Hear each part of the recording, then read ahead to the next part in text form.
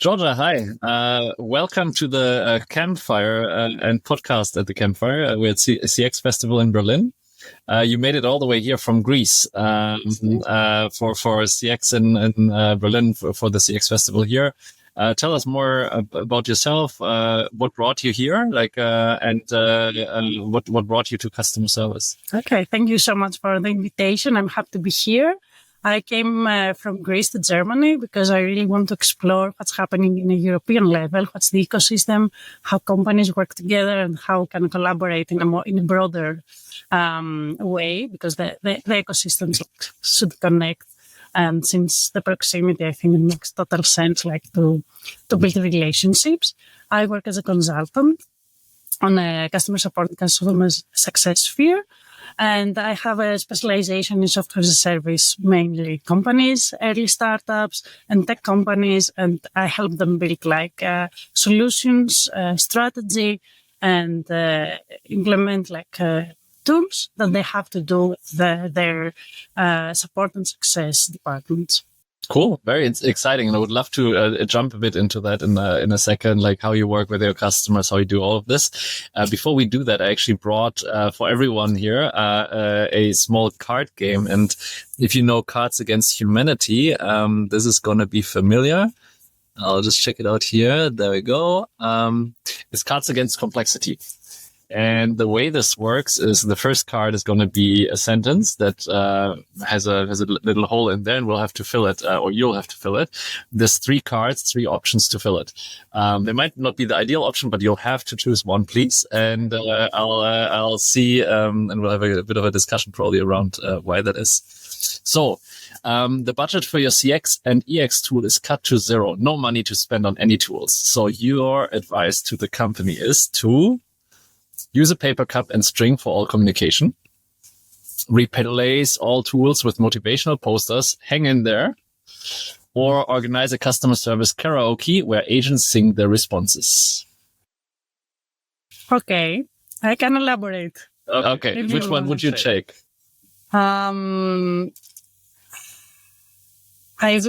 I wouldn't do the motivational posters. It's cringy. The paper. But if it says hang in there, no, like hang in there, it's just like, no, we'll take this out, okay? No. The paper card, maybe not. I don't know how long the string should be, so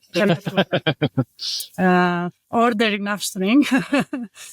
And I think with a karaoke, even if I'm like a terrible singer, but it's something I can handle. So let's let them sing their responses and hope for the best. Hope for the best. That doesn't sound like very much the success strategy for a customer service department. But I guess if we have no tools, nothing else, and we have karaoke as an option, why not go for that? That's actually when I saw the question, I thought, oh, that's an easy one. That happens sometimes, after COVID and because of cut downs, it could be that you may have limits on the budget of tooling. And that's very challenging because it's a combination of needing to automate stuff, but also having a really, really low or non-budget, or maybe, I don't know, C management doesn't really know how to handle the budget for tools. Some companies still believe that this is a cost that they cannot bear, but they are not thinking the personnel costs or the human hours that they have to spend in order to save this money. So it's a shift of thinking, which is a real thing, actually, not having a budget for new tools, and you have maybe an old one or something that you cannot utilize as well. Or a solution that you cannot use, and you have to stick with that. So this is a real challenge, I would say. That's a real challenge, and I hope there's better solutions out there than karaoke, although that's going to be fun for some time, I guess. That maybe takes us to how you're working with your customers, because you've seen this situation, but you've seen probably many different situations when you start working with the customer.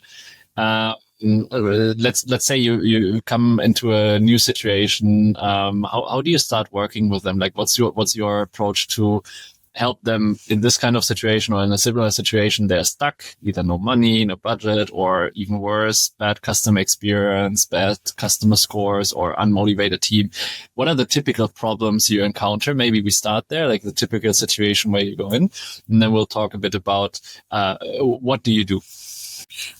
We had this conversation yesterday in a panel that we joined together, and it was like you have to start from the basics. So you cannot skip steps. You cannot say, I will skip the step and go to a tool, X tool, like a ticketing system, and I will implement that for you. This will solve your problems. This is not the best way to go. You have to go talk to the customer, analyze their needs, what they say they need, what they actually need, what it's feasible to be implemented and done, and set up a strategy. So the first thing is like sit down and chat, like understand the business needs, analyze them, and then understand what's the struggle, what's the problem, and what's behind the words. So they may say, I need like to improve the first response time, but maybe this is not their actual need. Maybe they need like to restructure the way the team is working, or the number of agents they have in first level support. So it's always more complex than I need to improve this metric or I need this KPI to go 30% up. Why? Most of the times, like the numbers are an indicator and didn't show the full picture. So you have to sit down, analyze the processes, get the numbers that the company and the organization has so far, and then understand what's happening, understand what is the next steps, and then go step by step. It's not possible like to give a full solution day one, like having everything in place and like bring like magic, solve the problems in a magic way. You have to find a path which is reasonable, cost effective, and possible to be implemented so that the team will accept it, the leaders will accept it, the C management will accept it, and it's feasible to be implemented in this particular organization. Yeah. Without like distracting the way they are working, or without having to put them out of business, let's say, for a week. So everything has to be like well thought for the context of the company and the organization you're working for. Yeah, and then how do you get to that like well thought out way? Like, so let's say you ask a few questions, right? So like, oh, we want to reduce response times, great, but why? Like, okay, I get that. So you find the underlying problem, underlying thing to solve. You've got a few things, but like, what's then the way to like, and I think I'm asking this from a perspective of you're a consultant, you're doing that, but maybe not everybody can even hire a consultant, right? Or maybe their leader, like I know you're part of support driven, lots of SaaS companies and there are 16,000 members. Just spoke to Scott yesterday, and somebody in the support driven community wants to at least get started before they maybe hire somebody to make it bigger.